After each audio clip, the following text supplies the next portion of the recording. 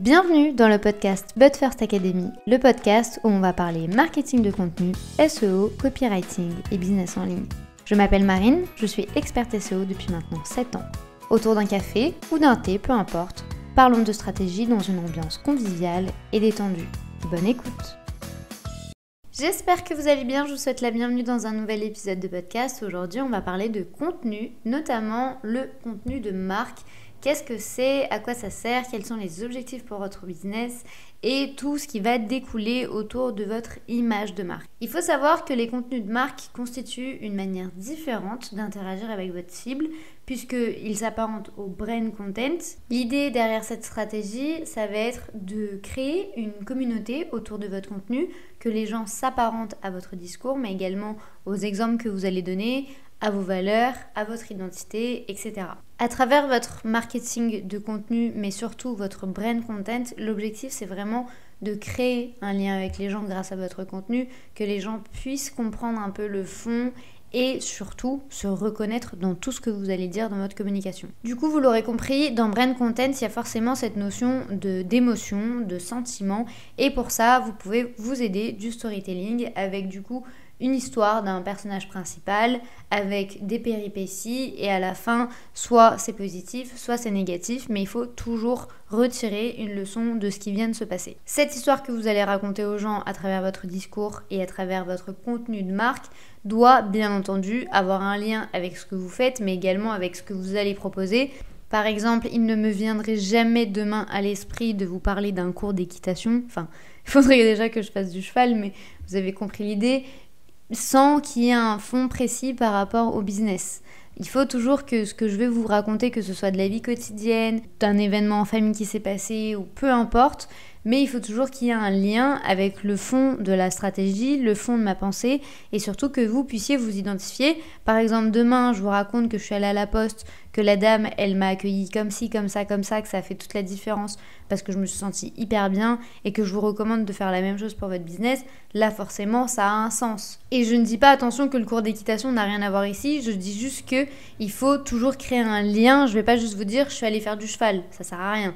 Il faut toujours qu'il y ait un fond derrière. Et ce fond-là va créer vraiment votre contenu de marque pour que les gens s'identifient et puissent comprendre que dans la vie de tous les jours, effectivement, vous avez un lien, vous vivez la même chose et que votre solution peut du coup leur être bénéfique. Pourquoi je vous parle de tout ça et pourquoi je vous donne ces exemples précis? Parce que l'idée autour d'un marketing de contenu, mais surtout autour de votre contenu de marque, ça va être d'humaniser tout ce que vous allez faire. Il ne doit pas y avoir de différence ni de distance entre le digital et le physique. Donc, ce qui veut dire que quand une personne va tomber sur votre contenu, mais également sur votre entreprise, il faut qu'elle sente qu'elle est prise par la main par une personne et du coup dépasser un peu cette barrière du digital qu'il va y avoir. Et c'est pourquoi il est essentiel dans votre stratégie aujourd'hui d'intégrer un peu de marketing de marque. L'idée ici, c'est pas uniquement de parler que de vous tout le temps et de brander à fond votre propos. Ce n'est pas le cas.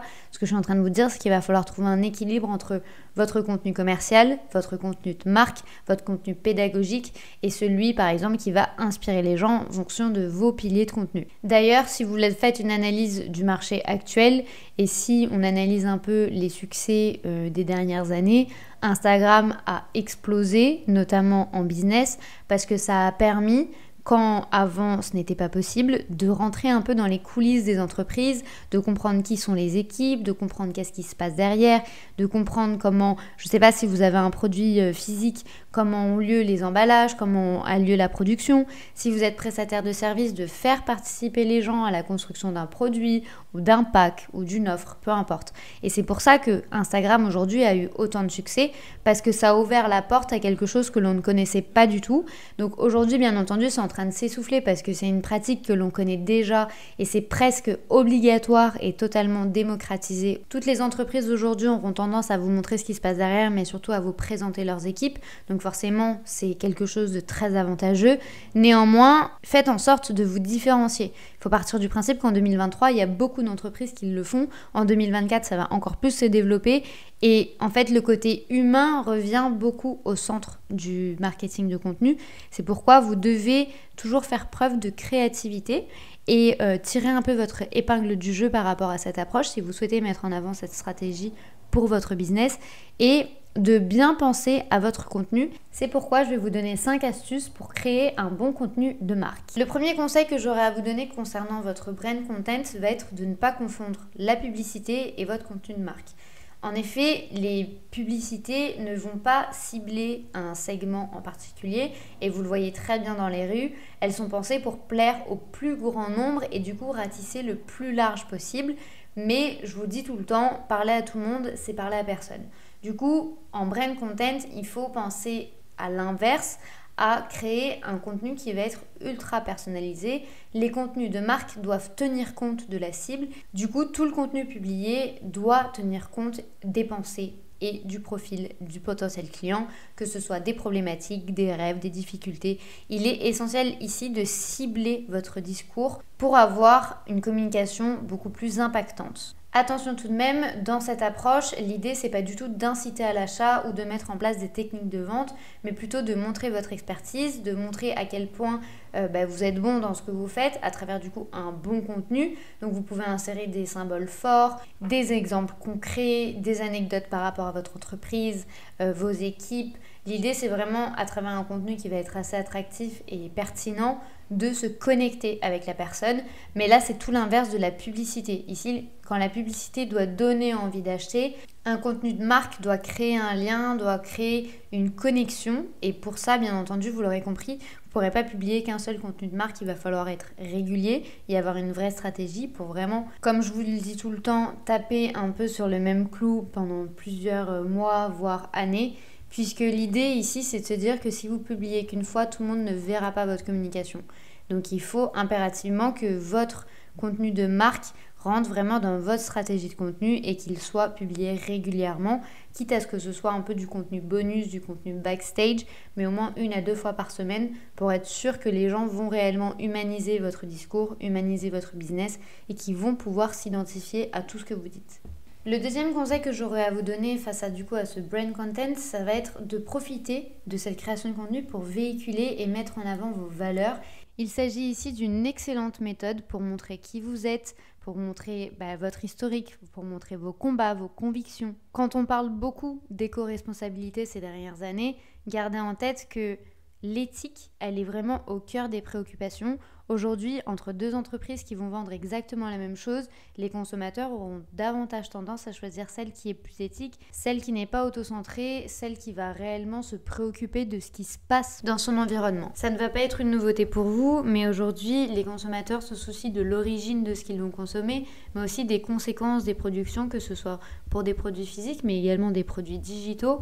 Les conditions de travail des employés, par exemple, la distribution, comment ça se passe, les conséquences au niveau de l'environnement. Il y a tous ces critères qui sont désormais pris en compte, donc il faut impérativement prendre compte de ces éléments pour être sûr et certain que votre business va être aligné avec votre cible. Pour vous donner un exemple concret de ce que je suis en train d'évoquer, je vais prendre l'exemple de Kinder, puisqu'ils ont eu un scandale sanitaire qui a fait 81 victimes de moins de 10 ans.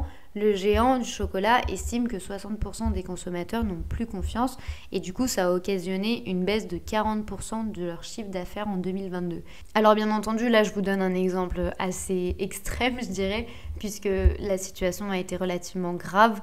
Néanmoins sachez que là je vous donne vraiment le grand du max pour que vous ayez une idée très concrète de ce qui se passe derrière une image de marque et un contenu de marque. Néanmoins, ça peut également se jouer à plus petite échelle, c'est-à-dire que si votre entreprise n'est pas éthique, si vous ne respectez pas vos employés ou même s'il peut y avoir quelques éléments un peu ambigus au sein de votre business, sachez que les gens n'auront pas du tout envie d'être associés à vous, ce qui peut baisser drastiquement vos ventes puisque aujourd'hui les gens aiment s'identifier avec ce qu'ils portent, avec ce qu'ils consomment. Donc il est important que vous soyez aligné avec votre cible, avec votre audience et que vous compreniez quels sont les éléments importants pour eux pour être sûr que les valeurs que vous allez mettre en avant au sein de votre business sont celles que vos potentiels clients partagent également. Par exemple, je vous donnais l'exemple hyper drastique de Kinder qui aurait clairement pu s'effondrer après ce drame. Très clairement, c'est un drame en termes business. Ils ont très très bien géré le truc puisqu'ils ont fait preuve d'une énorme transparence et ça a permis du coup de regagner la confiance et les consommateurs se sont dit ok, ils se sont excusés, ils ont admis l'erreur, ils ont expliqué d'où ça venait, donc on peut leur faire confiance, contrairement à une entreprise qui va avoir un contenu qui va vouloir étouffer un peu l'affaire et qui ne va pas se prononcer sur la question. Là c'est une toute autre stratégie, donc il est important, là on parle de scandale de marque, de scandale business, etc. Mais même en général dans votre contenu de marque, faites en sorte que votre personnalité ressorte et toujours bien entendu respecter le consommateur puisque ce n'est pas uniquement qu'un chiffre. Même dans votre contenu, cela doit se ressentir, vous devez humaniser tout ce que vous dites puisque le consommateur doit être la clé de tout. Le troisième conseil de cet épisode par rapport du coup à votre brand content va être bien analyser votre canal de diffusion pour votre stratégie, pour être sûr que vous allez être aligné et que votre communication va bien passer. Quand on parle de contenu de marque, il faut savoir que ça peut revêtir différents supports. Par exemple, vous pouvez avoir un compte Instagram, un compte LinkedIn, être sur Facebook, avoir une newsletter ou encore avoir un blog. Et il est essentiel de savoir que tous ces supports et toutes ces plateformes ont des codes propres. Vous n'allez pas communiquer de la même manière sur LinkedIn et sur Instagram. Ou encore, il est essentiel de distinguer votre communication sur votre blog et en newsletter dans vos emails. Quand vous allez penser à la stratégie de votre brand content, vous allez devoir prendre en compte tous ces éléments pour être sûr que vous allez bien adapter votre discours aux attentes de la plateforme. Et ici, ça va bien au-delà de la visibilité ou encore de l'algorithme. Ça va bien entendu être la perception que les gens vont avoir de vous sur un réseau social. Par exemple, si vous allez avoir un discours très très corporate et très sérieux sur Instagram, ça ne sera pas forcément très bien perçu, à condition bien entendu de bien ficeler le truc, mais a priori, les gens vont pas trop se connecter avec vous, alors que sur LinkedIn, c'est ce que les gens attendent. A contrario, sur Instagram, les gens, ils attendent un peu de divertissement, si vous allez danser, si vous allez faire des blagues, etc. Là, ça sera pas du tout mal perçu, alors que sur LinkedIn, il faudra peut-être y aller avec des pincettes. Je vous donne 2 éléments très extrêmes pour que ce soit très imagé pour vous, mais il existe bien entendu des frontières beaucoup plus fines. L'important, c'est que vous devez comprendre l'idée que ces éléments doivent être pris en compte lorsque vous allez créer du contenu pour votre marque. Par ailleurs, du coup, vous allez devoir mettre en avant une identité qui va être forte pour être reconnaissable, du coup, entre tous. Votre potentiel client, il est exposé à de nombreuses entreprises et du coup, tous les jours, il va avoir des publicités, des comptes sur les réseaux sociaux, des publications, etc. Donc, face à cet amas de contenu, vous devez bien entendu mettre toutes les clés de votre côté et faire preuve de stratégie. Et du coup, si vous le pouvez, dans chaque contenu que vous allez publier et créer, mettez toujours un symbole qui vous appartient, que ce soit ou votre police, ou votre couleur, ou même tout simplement le nom de votre business. L'important ici, c'est que en un coup d'œil, de manière très inconsciente, la personne se souvienne de vous. Parce que, comme je vous le disais tout à l'heure, à partir du moment où vous allez taper plusieurs fois sur le même clou tout le temps, ça va bien entendu commencer à rentrer dans l'inconscient collectif. C'est un peu comme Coca-Cola. Vous n'avez pas forcément besoin de voir le nom de la marque pour comprendre l'identité de la publicité. Vous allez arriver en quelques secondes à identifier l'entreprise, à identifier l'offre, etc. McDonald's commence exactement à faire la même chose et à mettre en place beaucoup plus de stratégies, mais l'idée c'est que dès que vous allez voir un M, vous allez penser à McDonald's. Là c'est exactement la même chose pour votre contenu. Faites en sorte que les gens de manière très naturelle puissent se souvenir de vous, et ça dès qu'ils vont voir une communication à vous. Vous pouvez intégrer votre communication sur votre site internet, sur les réseaux sociaux. Si vous avez un espace physique, vous pouvez également le faire. Sur des goodies, si vous souhaitez en envoyer, sur votre blog. L'important, c'est que dès que vous allez créer du contenu, insérez des choses qui appartiennent à votre entreprise. Et enfin, le dernier conseil que j'aurais à vous donner, mais là, je vous le donne un peu tout le temps dès que ça concerne de la stratégie de contenu, ça va être de savoir pourquoi vous publiez tel contenu. Quel est l'objectif derrière, quelle est l'intention derrière. Et ça fonctionne également pour votre contenu de marque. L'important, c'est de créer du lien, d'humaniser votre entreprise, pour après par la suite effectuer des ventes. Le résultat ne sera pas forcément immédiat, mais ça il faut l'accepter et c'est tout à fait normal en marketing de contenu d'attendre un petit peu. Surtout si vous mettez en place une stratégie SEO, alors là je peux vous garantir que vous allez avoir besoin d'un peu de temps avant d'avoir des résultats. Le copywriting peut également vous aider dans toute cette création de contenu, mais l'idée c'est de toujours savoir pourquoi vous publiez telle chose et quel est l'objectif derrière. Si vous publiez votre équipe qui est en train de travailler, pourquoi vous le faites? Si vous avez envie de montrer les backstage et par exemple, il y a beaucoup ce type de contenu en ce moment, que ce soit sur TikTok ou même sur YouTube, passer une journée avec moi dans ma vie d'entrepreneur. Pourquoi vous publiez ce contenu? Si vous avez envie d'en créer un, et c'est trop cool parce que moi j'adore consommer ce type de contenu par exemple, mais pourquoi vous le faites? Quel est l'objectif derrière et comment vous allez pouvoir mesurer cet objectif? D'ailleurs, petite anecdote, je ne sais pas si du coup avec tout ce pitch vous l'aurez compris ou non, mais tout ce qui est rentrer dans ma vie, passer une journée avec moi, passer une semaine avec moi, ça fait partie d'un contenu de marque, c'est du brand content. Parce que déjà ça vous est propre, vous allez partager votre vie, qu'elle soit personnelle ou professionnelle, mais surtout vous allez humaniser tout ce que vous allez faire. Les gens vont vous accompagner dans toutes vos tâches.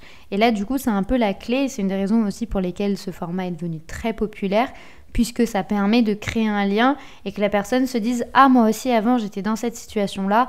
Ah, moi aussi, le lundi, le mardi, je faisais ça. Donc, je peux arriver à faire la même chose qu'elle. » Et c'est vraiment toujours cette idée de « Et moi aussi, je peux ». Cette identification en contenu, elle est essentielle, voire incontournable. Du coup, pour résumer, le brand content va avoir la force d'humaniser votre business, de fidéliser les gens, d'humaniser tout ce que vous allez dire et surtout de créer un lien avec votre communauté puisqu'elle va s'identifier à votre discours mais également à toutes vos étapes de croissance et d'évolution. Pour être sûr que vous allez créer un bon contenu de marque, n'oubliez pas qu'il ne faut pas le considérer avec de la publicité. Les focus ici sont différents. Profitez également de cette création de contenu pour mettre en avant vos valeurs, vos convictions, vos combats et aussi d'adapter tout ce que vous allez dire à la plateforme que vous allez utiliser. La communication par exemple n'est pas la même sur LinkedIn et sur Instagram. Mettez également en avant votre identité avec des éléments qui vont pouvoir vous distinguer et des choses un peu inconscientes que les gens vont avoir l'habitude de voir par rapport à votre contenu. Et enfin, n'oubliez jamais l'objectif de votre stratégie. Pourquoi vous publiez ? Quel est l'intérêt derrière et surtout quels sont les éléments que vous allez pouvoir mesurer. Si cet épisode de podcast vous a plu, n'hésitez pas à le partager, à vous abonner ou à laisser une note, quelle que soit votre plateforme d'écoute. Je vous souhaite une très bonne journée ou une très bonne soirée en fonction du moment où vous écoutez cet épisode. À très vite!